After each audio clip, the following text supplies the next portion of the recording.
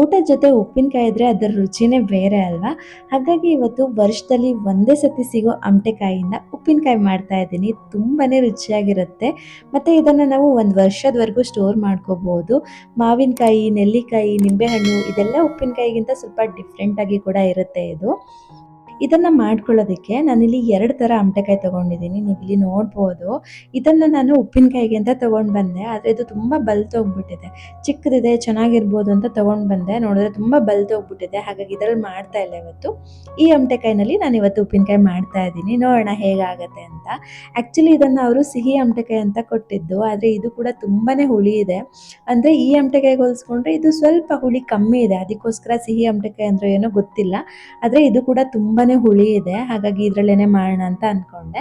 ಮತ್ತೆ ಈ ಅಮಟೆಕಾಯಿಗೆ ಬೀಜ ಕೂಡ ಇಲ್ಲ. ನೀವು ಇಲ್ಲಿ ನೋಡ್ಬೋದು. ಎಳೆತಿದೆ, ತಿರುಳು ಕೂಡ ಚೆನ್ನಾಗಿದೆ. ಮತ್ತೆ ಇದನ್ನ ಕಟ್ ಮಾಡಿದಾಗ ಸ್ವಲ್ಪ ಸೊನೆ ಜಾಸ್ತಿ ಇತ್ತು. ಹಾಗಾಗಿ ಉಪ್ಪಿನಕಾಯಿಗೆ ಚೆನ್ನಾಗಾಗತ್ತೆ ಅಂತ ಇದ್ರಲ್ಲೇನೆ ಮಾಡ್ತಿದ್ದೀನಿ. ಹಾಗೆ ಈ ಅಮಟೆಕಾಯಿ ನೋಡ್ಬೋದು ತುಂಬಾ ಬಲ್ತೋಗ್ಬಿಟ್ಟಿದೆ. ತುಂಬಾ ಒಂಥರ ಬೀಜ ಆಗ್ಬಿಟ್ಟಿದೆ ಅದು.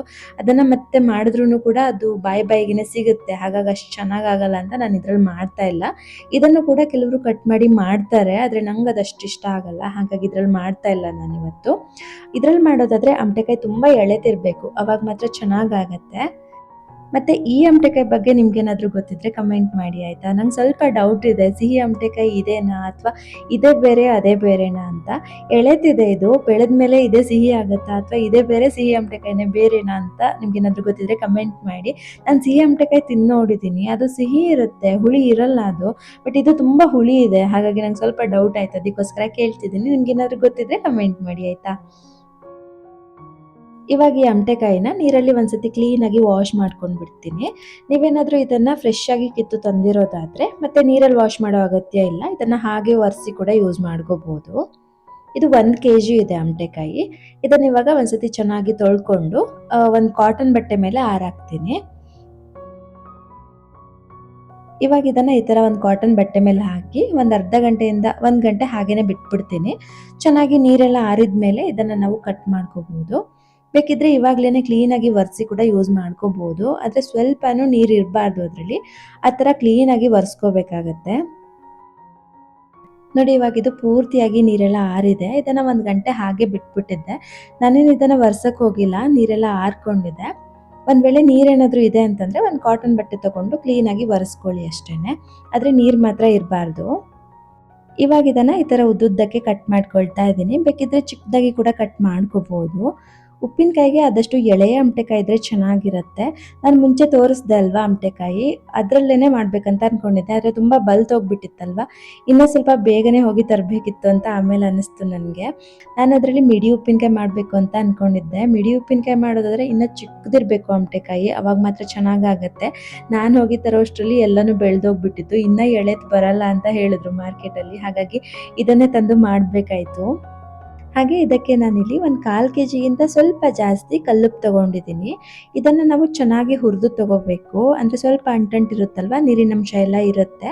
ಹಾಗಾಗಿ ಇದನ್ನು ಚೆನ್ನಾಗಿ ಹುರಿದು ತಗೋಬೇಕಾಗತ್ತೆ. ಬಿಸಿಲಿತ್ತು ಅಂದರೆ ಬಿಸಿಲಲ್ಲಿ ಒಣಗಿಸಿ ಕೂಡ ತಗೋಬೋದು. ಆದರೆ ಇವಾಗ ಮಳೆ ಸ್ಟಾರ್ಟ್ ಆಗಿರೋದ್ರಿಂದ ಅಷ್ಟಾಗಿ ಬಿಸಿಲು ಇರಲಿಲ್ಲ. ಹಾಗಾಗಿ ನಾನಿಲ್ಲಿ ಹುರಿದು ತಗೊಳ್ತಾ ಇದ್ದೀನಿ.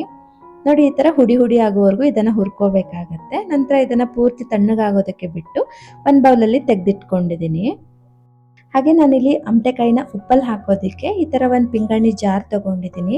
ಇದನ್ನು ಕೂಡ ಕ್ಲೀನಾಗಿ ವಾಶ್ ಮಾಡಿಕೊಂಡು ಒಣಗಿಸಿ ಇಟ್ಕೊಂಡಿದ್ದೀನಿ. ಇದರಲ್ಲೂ ಕೂಡ ಸ್ವಲ್ಪನೂ ನೀರಿನಂಶ ಇರಬಾರ್ದು.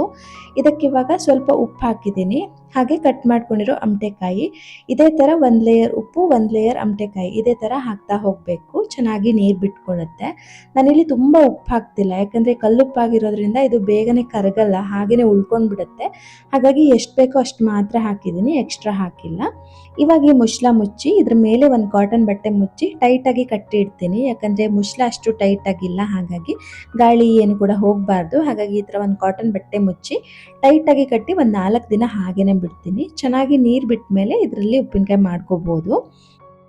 ಹಾಗೆ ಉಳಿದಿರೋದನ್ನು ನಾನಿಲ್ಲಿ ಈ ಥರ ಒಂದು ಗ್ಲಾಸ್ ಬೌಲಲ್ಲಿ ಹಾಕಿ ಇಡ್ತಾ ಇದ್ದೀನಿ. ಇದರಲ್ಲೂ ಕೂಡ ಅಷ್ಟೇ ಸ್ವಲ್ಪ ಉಪ್ಪು ಸ್ವಲ್ಪ ಅಮಟೆಕಾಯಿ ಇದೇ ಥರ ಹಾಕಿ ಇಡ್ತಾ ಇದ್ದೀನಿ. ಮತ್ತು ಇದ್ರ ಜೊತೆಗೇನೆ ಕೆಲವರು ಅರಿಶಿನ ಕೂಡ ಮಿಕ್ಸ್ ಮಾಡಿ ಇಡ್ತಾರೆ. ನಾನು ಬರೀ ಉಪ್ಪು ಮಾತ್ರ ಹಾಕಿದ್ದೀನಿ. ಬೇಕು ಅಂದರೆ ಸೇರಿಸ್ಕೋಬೋದು. ಮತ್ತು ಇದನ್ನು 4 ದಿನನೇ ಇಡಬೇಕಂತ ಏನೂ ಇಲ್ಲ. ಉಪ್ಪೆಲ್ಲ ಕರಗಿ ನೀರು ಬಿಟ್ಟಿದೆ ಅಂತಂದರೆ ನೀವು ನೆಕ್ಸ್ಟ್ ಡೇನೇ ಬೇಕಿದ್ದರೂ ಉಪ್ಪಿನಕಾಯಿ ಮಾಡ್ಕೋಬೋದು ಇದರಲ್ಲಿ. ಅಂದರೆ ಕಟ್ ಮಾಡಿ ಹಾಕಿರ್ತೀವಿ ಅಲ್ವಾ, ಹಾಗಾಗಿ ಬೇಗನೆ ನೀರು ಬಿಡುತ್ತೆ. ಆದರೆ ಉಪ್ಪು ಕರಗೋದಕ್ಕೆ ಸ್ವಲ್ಪ ಟೈಮ್ ಆಗುತ್ತೆ, ಹಾಗಾಗಿ 4 ದಿನ ಬೇಕಾಗತ್ತೆ. ಉಪ್ಪೆಲ್ಲ ಕರಗಿ ಚೆನ್ನಾಗಿ ನೀರು ಬಿಟ್ಟಿದೆ ಅಂದರೆ ನೀವು ಬೇಕಿದ್ರೆ ನೆಕ್ಸ್ಟ್ ಡೇನೇ ಉಪ್ಪಿನಕಾಯಿ ಮಾಡ್ಕೋಬೋದು. ನಾನಿಲ್ಲಿ 4 ದಿನ ಆದಮೇಲೆ ಉಪ್ಪಿನಕಾಯಿ ಮಾಡ್ತಾ ಇದ್ದೀನಿ. ಅದಕ್ಕಿಂತ ಮುಂಚೆ ಇದಕ್ಕೆ ನಾವು ಉಪ್ಪು ನೀರು ಮಾಡ್ಕೋಬೇಕು. ಅದಕ್ಕೋಸ್ಕರ ಒಂದು ಪಾತ್ರೆಗೆ 1 ಕಪ್ನಷ್ಟು ಕಲ್ಲುಪ್ಪು ಹಾಕಿ ಅದಕ್ಕೆ 2 ಕಪ್ ನೀರು ಹಾಕಿ ಇದನ್ನು ಕುದಿಯೋದಕ್ಕೆ ಇಟ್ಕೊಂಡಿದ್ದೀನಿ. ಈ ನೀರು ಅರ್ಧಕ್ಕಿಂತ ಕಮ್ಮಿ ಆಗಬೇಕು, ಅಲ್ಲಿವರೆಗೂ ಇದನ್ನು ನಾವು ಚೆನ್ನಾಗಿ ಕುದಿಸ್ಕೋಬೇಕಾಗತ್ತೆ. ನೋಡಿ, ಈ ಥರ ಕೆಳಗಡೆ ಎಲ್ಲ ತಳದಲ್ಲಿ ಉಪ್ಪು ಕೂತಿರುತ್ತೆ. ಈ ಉಪ್ಪೇನು ನಮಗೆ ಬೇಕಾಗಲ್ಲ, ಇದನ್ನು ನಾವು ಬೇರೆದಕ್ಕೆ ಏನಕ್ಕಾದರೂ ಯೂಸ್ ಮಾಡ್ಕೋಬೋದು. ನಮಗೆ ಈ ನೀರು ಮಾತ್ರ ಸಾಕು, ಇದು ತಣ್ಣಗಾಗಲಿ. ಇವಾಗ ಒಣಮೆಣಸು ಹುರ್ಕೊಳ್ಳೋಣ. ನಾನಿಲ್ಲಿ 1 ಹಿಡಿ ಫುಲ್ ಆಗೋಷ್ಟು ಬ್ಯಾಡಗಿ ಮೆಣಸು ತೊಗೊಂಡಿದ್ದೀನಿ ಕಲರ್ಗೋಸ್ಕರ, ಮತ್ತು ಅದಕ್ಕಿಂತ ಸ್ವಲ್ಪ ಕಮ್ಮಿ ಗುಂಟೂರು ಮೆಣಸು ತೊಗೊಂಡಿದ್ದೀನಿ. ಇದು ಖಾರಕ್ಕೋಸ್ಕರ ಮಾತ್ರ ಸಾಕು. ನಿಮಗೆ ಖಾರಕ್ಕೆ ಎಷ್ಟು ಬೇಕು ಅಂತ ನೋಡಿಕೊಂಡು ನೀವು ಮೆಣಸನ್ನು ಸೇರಿಸ್ಕೋಬೋದು, ಹೆಚ್ಚು ಕಮ್ಮಿ ಮಾಡ್ಕೋಬೋದು. ಇಷ್ಟೇ ಹಾಕಬೇಕಂತ ಏನಿಲ್ಲ, ಅಂದರೆ ಒಂದೊಂದು ಮೆಣಸು ತುಂಬ ಖಾರ ಇರುತ್ತಲ್ವ, ಹಾಗಾಗಿ ನೀವು ಖಾರ ನೋಡಿಕೊಂಡು ಸೇರಿಸ್ಕೋಬೋದು. ಮತ್ತು ಇದನ್ನು ಹುರಿಯೋವಾಗ ಸ್ವಲ್ಪ ಘಾಟ್ ಬರುತ್ತಲ್ವ, ಹಾಗಾಗಿ ಈ ಥರ ಮುಖಕ್ಕೆ ಸ್ವಲ್ಪ ಕರ್ಚೀಫ್ ಮುಚ್ಚಿ ನಾನಿಲ್ಲಿ ಹುರಿತಾ ಇದ್ದೀನಿ. ಇದನ್ನು ಚೆನ್ನಾಗಿ ಗರಿ ಗರಿ ಆಗೋವರೆಗೂ ಹುರ್ಕೋಬೇಕು. ನೋಡಿ, ಈ ಥರ ಚೆನ್ನಾಗಿ ಹುರಿದಿದ್ದಾದ್ಮೇಲೆ ಇದನ್ನು ಒಂದು ಪ್ಲೇಟಲ್ಲಿ ತೆಗೆದಿಟ್ಕೊಂಡಿದ್ದೀನಿ. ಇದು ಕೂಡ ತಣ್ಣಗಾಗಬೇಕು. ಇವಾಗ ಇದಕ್ಕೆ ಸ್ವಲ್ಪ ಮಸಾಲೆ ಹುರ್ಕೊಳ್ಳೋಣ. ಮಸಾಲೆ ಅಂದರೆ ತುಂಬ ಏನಿಲ್ಲ, ಜಸ್ಟ್ 3 ಇಂಗ್ರೀಡಿಯೆಂಟ್ಸ್ ಅಷ್ಟೇ. ಆದರೆ ಇದನ್ನು ಮಾತ್ರ ಕರೆಕ್ಟಾಗಿ ಅಳತೆನಲ್ಲೇ ಹಾಕಬೇಕು, ಇಲ್ಲಾಂತಂದರೆ ಉಪ್ಪಿನಕಾಯಿ ತುಂಬ ಸ್ಟ್ರಾಂಗ್ ಫ್ಲೇವರ್ ಬಂದುಬಿಡುತ್ತೆ, ಚೆನ್ನಾಗಾಗಲ್ಲ. ಹಾಗಾಗಿ 1 kgಗೆ ಎಷ್ಟು ಬೇಕು ಅಷ್ಟು ಮಾತ್ರ ತೋರಿಸಿದ್ದೀನಿ. ನಾನಿಲ್ಲಿ 1 ಟೇಬಲ್ ಸ್ಪೂನ್ ಅಷ್ಟು ಮೆಂತ್ಯ ಹಾಕಿದ್ದೀನಿ, ಹಾಗೆ 1 ಟೇಬಲ್ ಸ್ಪೂನ್ ಸಾಸಿವೆ ಹಾಕ್ತಾ ಇದ್ದೀನಿ. ಮತ್ತು ಇದಕ್ಕೆ ಒಂದು ಅರ್ಧ ಟೇಬಲ್ ಸ್ಪೂನ್ ಅಷ್ಟು ಜೀರಿಗೆ, ಇಷ್ಟೇ, ಇನ್ನೇನು ಹಾಕಬೇಕಂತ ಇಲ್ಲ, ಚೆನ್ನಾಗಾಗುತ್ತೆ. ಇದನ್ನು ಇವಾಗ ನಾವು ಚೆನ್ನಾಗಿ ಹುರಿಬೇಕು, ಚೆನ್ನಾಗಿ ಕೆಂಪಾಗೋವರೆಗೂ ಹುರ್ಕೋಬೇಕಾಗತ್ತೆ. ಚಟಪಟ ಅಂತ ಸಿಡಿಯೋವರೆಗೂ ಹುರ್ಕೊಂಡ್ರೆ ಸಾಕು. ನೋಡಿ, ಇವಾಗ ಮೆಂತ್ಯ ಕೂಡ ಚೆನ್ನಾಗಿ ಕೆಂಪಾಗಿದೆ ಮತ್ತು ಸಾಸಿವೆ ಕೂಡ ಚೆನ್ನಾಗಿ ಸಿಡಿಯೋದಕ್ಕೆ ಸ್ಟಾರ್ಟ್ ಆಗಿದೆ. ಇಷ್ಟಾದರೆ ಸಾಕು. ಇದನ್ನು ಇವಾಗ ಸ್ಟವ್ ಆಫ್ ಮಾಡಿಕೊಂಡು ಒಂದು ಪ್ಲೇಟಲ್ಲಿ ತೆಗೆದಿಟ್ಕೊಳ್ತೀನಿ. ಇದೆಲ್ಲ ಕೂಡ ತಣ್ಣಗಾಗಬೇಕು, ಆಮೇಲೆ ಇದನ್ನು ನಾವು ಪೌಡರ್ ಮಾಡ್ಕೋಬೋದು. ಹಾಗೆ ನಾನು ಅಮಟೆಕಾಯಿನ ಉಪ್ಪಲ್ಲಿ ಹಾಕಿ ಇಟ್ಟಿದ್ದೆ ಅಲ್ವಾ, ಅದನ್ನು 4 ದಿನ ಆದಮೇಲೆ ಓಪನ್ ಮಾಡ್ತಿದ್ದೀನಿ. ನೋಡೋಣ ನೀರೆಷ್ಟು ಬಿಟ್ಟಿದೆ ಅಂತ. ನೋಡಿ, ಈ ಥರ ಉಪ್ಪೆಲ್ಲ ಎಳ್ಕೊಂಡು ಚೆನ್ನಾಗಿ ನೀರು ಬಿಟ್ಟಿರುತ್ತೆ, ನೀವು ಇಲ್ಲಿ ನೋಡ್ಬೋದು. ಅಂದರೆ ತುಂಬ ನೀರು ಬಿಡಲ್ಲ ಇದು, ಹಾಗಾಗಿ ಇದಕ್ಕೆ ನಾವು ಉಪ್ಪು ನೀರು ಮಾಡ್ಕೋಬೇಕಾಗತ್ತೆ. ಮತ್ತು ಇದನ್ನು ನಾವು ಉಪ್ಪಲ್ಲಿ ಹಾಕಿದ ನೆಕ್ಸ್ಟ್ ಡೇನೇ ನೀರೆಲ್ಲ ಬಿಟ್ಕೊಂಡು ಬಿಡುತ್ತೆ. ಆದರೆ ಉಪ್ಪು ಪೂರ್ತಿಯಾಗಿ ಕರಗಿರಲಿಲ್ಲ, ಹಾಗಾಗಿ ಇದನ್ನು ಒಂದು 4 ದಿನ ಹಾಗೇ ಬಿಟ್ಟಿದ್ದೆ. ಇವಾಗ ಉಪ್ಪೆಲ್ಲ ಕರಗಿ ನೀರು ಬಿಟ್ಟ ಮೇಲೆ ಇದರಲ್ಲಿ ಉಪ್ಪಿನಕಾಯಿ ಮಾಡ್ಕೊಳ್ತಾ ಇದ್ದೀನಿ. ಹಾಗೆ ನಾನಿಲ್ಲಿ ಹೋಳು ಮತ್ತು ನೀರನ್ನು ಸಪ್ರೇಟ್ ಮಾಡ್ಕೊಳ್ತಾ ಇದ್ದೀನಿ, ಯಾಕಂದರೆ ನೀರು ನಮಗೆ ರುಬ್ಬೋದಕ್ಕೆ ಬೇಕು, ಹಾಗಾಗಿ ಹೋಳನ್ನು ಸಪ್ರೇಟ್ ಮಾಡ್ಕೊಂಡಿದ್ದೀನಿ. ಮತ್ತು ನೀವಿಲ್ಲಿ ನೋಡ್ಬೋದು, ನೀರು ಮಾತ್ರ ಇಷ್ಟು ಬಿಟ್ಟಿದೆ, ಇಷ್ಟು ನೀರು ಸಾಕಾಗಲ್ಲ, ಹಾಗಾಗಿ ಉಪ್ಪು ನೀರು ಕೂಡ ರೆಡಿ ಮಾಡಿ ಇಟ್ಕೊಂಡಿದ್ದೀನಿ. ನಂತರ ಒಂದು ಚೆನ್ನಾಗಿ ಒಣಗಿರೋ ಮಿಕ್ಸಿ ಜಾರ್ ತೊಗೊಂಡು ಅದಕ್ಕೆ ಹುರಿದಿಟ್ಕೊಂಡಿರೋ ಒಣಮೆಣಸನ್ನು ಈ ಥರ ಕಟ್ ಮಾಡಿ ಹಾಕ್ತಿದ್ದೀನಿ, ಬೇಗನೆ ಪೌಡರ್ ಆಗುತ್ತೆ ಅಂತ. ಮತ್ತು ಮಿಕ್ಸಿ ಜಾರಲ್ಲೂ ಅಷ್ಟೇ, ಸ್ವಲ್ಪನೂ ನೀರಿನಂಶ ಇರಬಾರ್ದು, ಚೆನ್ನಾಗಿ ಒಣಗಿರೋ ಮಿಕ್ಸಿ ಜಾರನ್ನೇ ತೊಗೋಬೇಕಾಗತ್ತೆ. ನಾನಿಲ್ಲಿ ಪೂರ್ತಿ ಮೆಣಸನ್ನು ಕೂಡ ಕಟ್ ಮಾಡಿ ಸೇರಿಸಿದ್ದೀನಿ. ಹಾಗೆ ಹುರಿದಿಟ್ಕೊಂಡಿರೋ ಮಸಾಲೆ ಐಟಮ್ಸ್ ಕೂಡ ಇದಕ್ಕೆ ಸೇರಿಸ್ಕೊಳ್ತಾ ಇದ್ದೀನಿ, ಮೆಂತ್ಯ, ಜೀರಿಗೆ, ಸಾಸಿವೆ ಎಲ್ಲನೂ ಕೂಡ. ಮತ್ತು ಇದಕ್ಕೆ ಒಂದು 1/4 ಟೀ ಸ್ಪೂನ್ ಹಿಂಗೆ ಹಾಕ್ತಾ ಇದ್ದೀನಿ. ಇವಾಗ ಇದನ್ನು ನಾವು ಹಾಗೇ ಒಂದ್ಸತಿ ಪೌಡರ್ ಮಾಡ್ಕೋಬೇಕು. ಹಾಗೆ ಇದಕ್ಕೆ ಅರಿಶಿನ ಹಾಕೋದು ಮರ್ತೋಗ್ಬಿಟ್ಟಿದೆ, ಹಾಗಾಗಿ ಇವಾಗ ಸೇರಿಸ್ಕೊಳ್ತಾ ಇದ್ದೀನಿ. ಒಂದು ಅರ್ಧ ಟೀ ಸ್ಪೂನ್ ಅರಿಶಿನ ಸೇರಿಸ್ಕೊಂಡಿದ್ದೀನಿ. ನಂತರ ಇದಕ್ಕೆ ಎತ್ತಿಟ್ಕೊಂಡಿರೋ ಉಪ್ಪು ನೀರನ್ನು ಸೇರಿಸ್ಕೊಳ್ತಾ ಇದ್ದೀನಿ, ಅಮಟೆಕಾಯಿ ಬಿಟ್ಟಿರೋ ನೀರು. ಇದನ್ನು ಕೂಡ ಬೇಕಿದ್ರೆ ಒಂದ್ಸತಿ ಚೆನ್ನಾಗಿ ಕುದಿಸಿ ತೊಗೋಬೋದು, ಆವಾಗ ಇನ್ನೂ ಜಾಸ್ತಿ ದಿನ ಇರುತ್ತೆ ಉಪ್ಪಿನಕಾಯಿ. ಆದರೆ ನಮ್ಮ ಮನೇಲಿ ಬೇಗನೆ ಖಾಲಿ ಆಗುತ್ತೆ, ಹಾಗಾಗಿ ನಾನು ಮತ್ತೆ ಕುದಿಸಿಲ್ಲ. ಇದನ್ನು ಈ ಥರ ಒಂದ್ಸತಿ ರುಬ್ಬಿ ತೊಗೊಂಡಿದ್ದೀನಿ. ನಂತರ ಇದಕ್ಕೆ ಉಪ್ಪು ನೀರು ಮಾಡಿ ಇಟ್ಕೊಂಡಿದ್ದಲ್ವ, ಅದನ್ನು ಸೇರಿಸ್ಕೊಂಡು ಮತ್ತೆ ರುಬ್ಕೊಂಡಿದ್ದೀನಿ. ಇದನ್ನು ನಾವು ರುಬ್ತಾ ಇದು ಗಟ್ಟಿ ಆಗ್ತಾ ಬರುತ್ತೆ. ನಿಮಗೆ ಎಷ್ಟು ತೆಳ್ಳಗೆ ಬೇಕೋ ಅಷ್ಟು ತೆಳ್ಳಗೆ ಮಾಡ್ಕೋಬೋದು, ಆದರೆ ಉಪ್ಪು ನೀರನ್ನೇ ಹಾಕಿ ರುಬ್ಕೋಬೇಕಾಗತ್ತೆ, ಎಷ್ಟೇ ತೆಳ್ಳಗೆ ಬೇಕಂದ್ರೂ ಕೂಡ. ನಾನಿಲ್ಲಿ ಪೂರ್ತಿ ಉಪ್ಪು ನೀರನ್ನು ಕೂಡ ಸೇರಿಸ್ಕೊಂಡಿದ್ದೀನಿ. ಎಷ್ಟು ರೆಡಿ ಮಾಡ್ಕೊಂಡಿದ್ನೋ ಅಷ್ಟು ಕೂಡ ಬೇಕಾಯಿತು. ನಿಮಗೆ ಎಷ್ಟು ತೆಳ್ಳಗೆ ಬೇಕೋ ಅಷ್ಟು ತೆಳ್ಳಗೆ ಮಾಡ್ಕೋಬೋದು. ನಾನಿಲ್ಲಿ ಈ ರೀತಿ ಮಾಡ್ಕೊಂಡಿದ್ದೀನಿ. ಇವಾಗ ಇದನ್ನು ಈ ಅಮಟೆಕಾಯಿಗೆ ಸೇರಿಸ್ಕೊಂಡು ಚೆನ್ನಾಗಿ ಮಿಕ್ಸ್ ಮಾಡ್ಕೋಬೇಕು.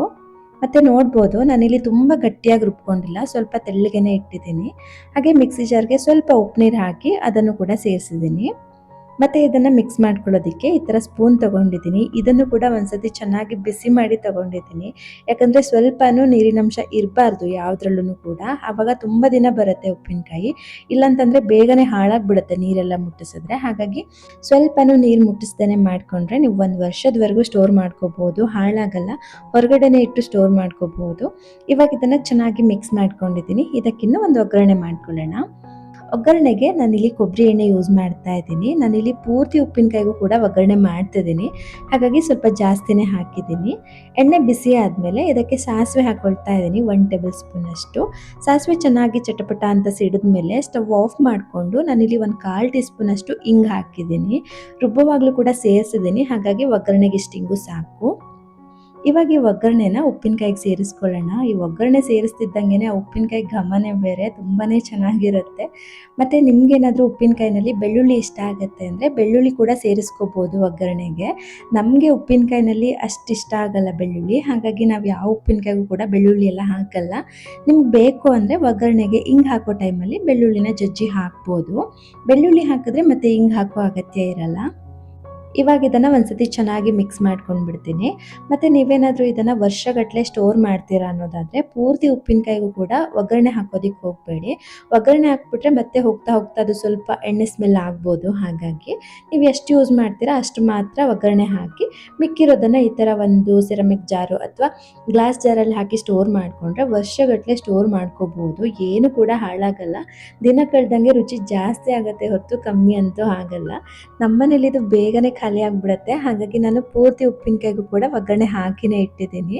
ಹಾಗೆ ನಾನಿಲ್ಲಿ ಉಪ್ಪಿನಕಾಯಿನ ಈ ಥರ ಒಂದು ಸೆರಮಿಕ್ ಜಾರಲ್ಲಿ ಹಾಕಿ ಮೇಲಿಂದ ಒಂದು ಕಾಟನ್ ಬಟ್ಟೆ ಮತ್ತು ಅದ್ರ ಕೆಳಗಡೆ ಒಂದು ಪ್ಲಾಸ್ಟಿಕ್ ಕವರ್ ಹಾಕಿ ಇದನ್ನು ಟೈಟಾಗಿ ಕಟ್ಟಿ ಇಡ್ತೀನಿ. ಯಾಕಂದರೆ ಸ್ವಲ್ಪನೂ ಗಾಳಿ ಕೂಡ ಆಡಬಾರ್ದು, ಆವಾಗ ಚೆನ್ನಾಗಿರುತ್ತೆ ಉಪ್ಪಿನಕಾಯಿ. ಎಷ್ಟು ದಿನ ಇಟ್ಟರೂ ಕೂಡ ಹೆಂಗಿದೆಯೋ ಹಾಗೇನೇ ಇರುತ್ತೆ, ಸ್ವಲ್ಪನೂ ಹಾಳಾಗಲ್ಲ. ವರ್ಷಗಟ್ಟಲೆ ಇಟ್ಕೊಂಡು ಇದನ್ನು ನಾವು ತಿನ್ಬೋದು. ಹಾಗೆ ನಾವು ಉಪ್ಪು ನೀರು ಮಾಡ್ಕೊಂಡಾಗ ಈ ಥರ ಉಪ್ಪು ಹಾಗೆಯೇ ಉಳ್ಕೊಂಡಿರುತ್ತೆ. ಇದು ಕೂಡ ಏನು ವೇಸ್ಟ್ ಆಗಲ್ಲ. ಇದನ್ನು ಒಣಗಿಸಿಟ್ಕೊಂಡ್ರೆ ಇದನ್ನು ನಾವು ಹುಡಿ ಉಪ್ಪು ಥರ ಕೂಡ ಯೂಸ್ ಮಾಡ್ಕೋಬೋದು. ಹಾಗೆ ನಿಮಗೇನಾದರೂ ಈ ವಿಡಿಯೋ ಸ್ವಲ್ಪನಾದರೂ ಇಷ್ಟ ಆಗಿದ್ದರೆ ಪ್ಲೀಸ್ ಒಂದು ಲೈಕ್ ಮಾಡಿ, ಶೇರ್ ಮಾಡಿ. ಹಾಗೆ ಯಾರೆಲ್ಲ ಸಬ್ಸ್ಕ್ರೈಬ್ ಮಾಡದೆ ನೋಡ್ತಾ ಇದ್ದೀರಾ ಪ್ಲೀಸ್ ಸಬ್ಸ್ಕ್ರೈಬ್ ಮಾಡ್ಕೊಳ್ಳಿ ಅಂತ ಹೇಳ್ತಾ ಸಿಗೋಣ ಮುಂದಿನ ವಿಡಿಯೋದಲ್ಲಿ. Thanks for watching.